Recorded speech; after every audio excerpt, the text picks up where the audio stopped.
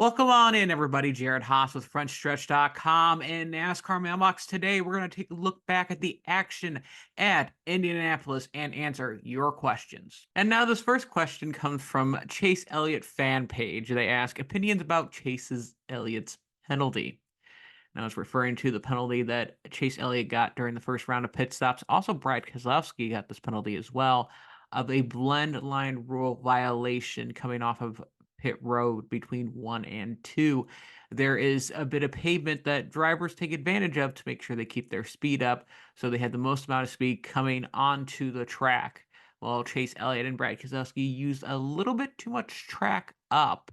And like I said, that seems to be hasn't been an issue in the past that has been called, and they've tried to make an point of it in the sheet that Chase Elliott was mentioning of making sure that they don't get up on the racing surface. But this was one of those type of things where the rule's a little bit too gray. You've got to have those things black and white. And you could just say that line right there, don't go above it if you're exiting pit road and turn 1 and 2. I think that would clear a lot of the air up for those drivers. It seemed like a lot of those other drivers didn't get penalized for that. But there was one other driver that used the racing surface to get on track, but did not get penalized, which was Dillon, as you can see on his onboard camera via the NASCAR Drive feed. His right side tires were above that line, but he did not get a penalty. Seemed like NASCAR missed Dillon, to say the least, on that. So a little bit of inconsistency on that forefront of not seeing one driver but seeing two others. Meatloaf says 2 out of 3 isn't bad, but if you're in officiating, it's a little bit rough. But it's a little bit just technicalities was the issue with this rule. Chase Elliott, if they would have made that a little bit clearer with the line, hey, that's a line. You can't pass over that line.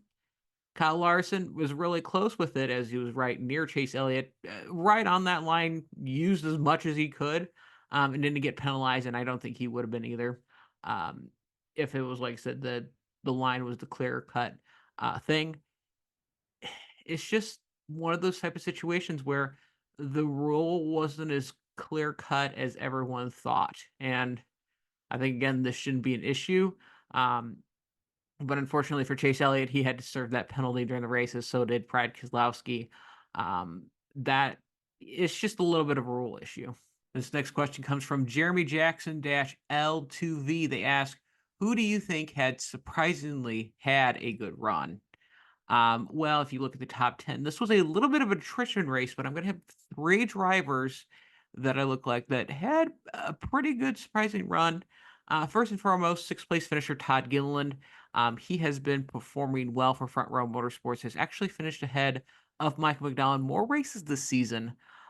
Even though Michael McDowell is in a lame duck season as he's going to Spire Motorsports next season, Todd Gilliland has been reeling away these solid finishes, gaining points and gaining that experience.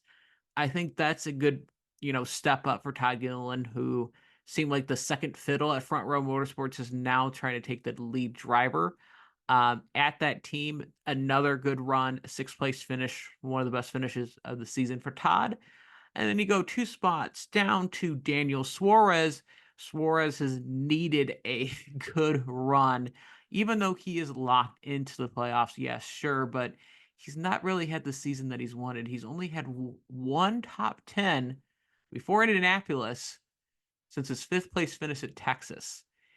And that was a 9th place finish at Iowa. And that was a little bit of that controversy with Kyle Larson. But, Suarez is going to need those good runs to get out of the first round of the playoffs.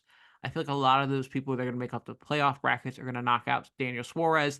These are the type of runs that you're going to need to advance to the next round and exceed expectations. And I think the last one that was the most impressive was the 7th place finisher, Austin Cindric. He started from the rear of the field with unapproved adjustments. So he had to work through the field, had a speeding penalty during this race, and he still finished in 7th. I think that's one of the biggest lessons that I feel like Austin Cindric needs to learn with the Cup Series, is taking those bad days and making them into good days. I feel like you've had Austin Cindric, he'll get a penalty and be like, he's just there. And that's taking that next step in a Penske equipment, which has been winning quite a bit recently. And I mean, he's locked into the playoffs with his win as gateway, but those are the type of runs that you remember to take you to that next step. So I think to keep in mind, if you're making your playoff bracket, Austin Cindric might not be a sneakily pick to get to the next round. So a little bit surprised there that Cindric was able to complete a race from the rear of the field and overcome a speeding penalty to get a top 10 finish. And that's all for this week at NASCAR Mailbox. Make sure to get your questions in under the community tab on our YouTube page and ask the question underneath the post after every race weekend. You can follow me on X at RealJaredHaas. And as always, make sure to like and subscribe. That really helps our get content out to you guys. And until next time, as always, make sure to have a great race weekend. Hey, it's Tony Donahue from FrontStretch.com. If you like this video, don't forget to subscribe and return to our channel for more racing content.